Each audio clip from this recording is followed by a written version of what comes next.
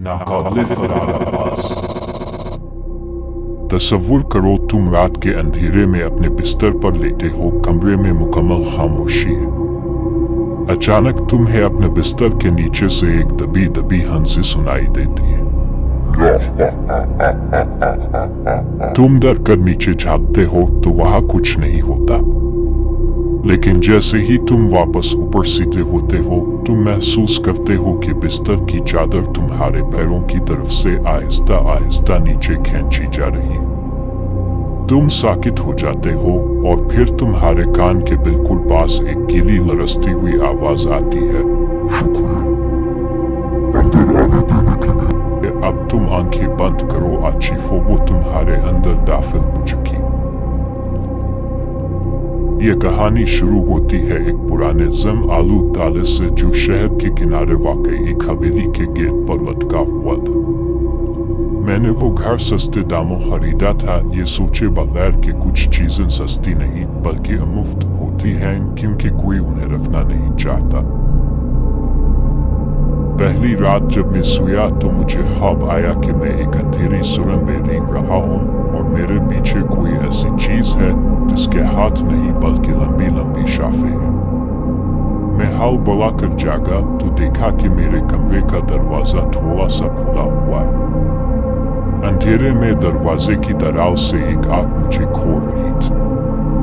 वो आंख इंसानी नहीं थी, वो बिल्कुल सफेद थी जैसे उबली हुई मछली की। मैंने लाइट जलाई तो वहां कोई नहीं था, लेकिन फर्श पर गीले पैरों के निशानात थे जो अलमारी के अंदर जाकर खत्म हो रहे थे। मैंने कांपते हाथों से अलमारी खोली तो अंदर सिर्फ मेरे कपड़े लटक रहे थे। मगर जैसे ही मैंने अलमारी बंद की, मुझे आईने में अपना अक्स नजर आया। मेरे अक्स के गले पर दो नीले हाथ बने हुए थे, जैसे कोई मुझे पीछे से दबोच रहा हो। हकीकत ये थी कि दी गरज दगराज सिर्फ एक बददुआ नहीं थी, वो एक भूत थी। वो औरत जिसका नाम कायाको जैसा था, वो मरती नहीं थी, वो सिर्फ जगह बदलती थी। इस रात मुझे समझ आया कि इसने मुझे क्यों नहीं मारा। वो मुझे इस्तेमाल कर रही थी। तीसरी रात मैंने देखा कि मेरे हाथ खुद ब खुद मुड़ रहे हैं। मेरी हड्डियां टूटने की आवाजें कमरे में गूंज रही थी। मैं आईने के सामने खड़ा था और मेरा चेहरा आहिस्ता आहिस्ता पिघलकर इस औरत जैसा हो रहा था। मैं चीखना चाहता था, लेकिन मेरे गिले से सिर्फ वही कड़क कड़क की आवाज निकल रही थी।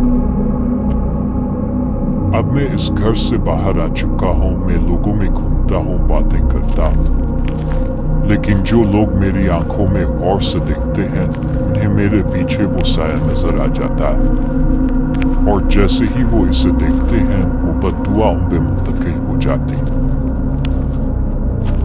क्या तुमने अभी अभी अपने पीछे किसी के सांस लेने की आवाज सुनी? अगर हाँ, तो मुबारक हो, अब ये कहानी तुम्हारी।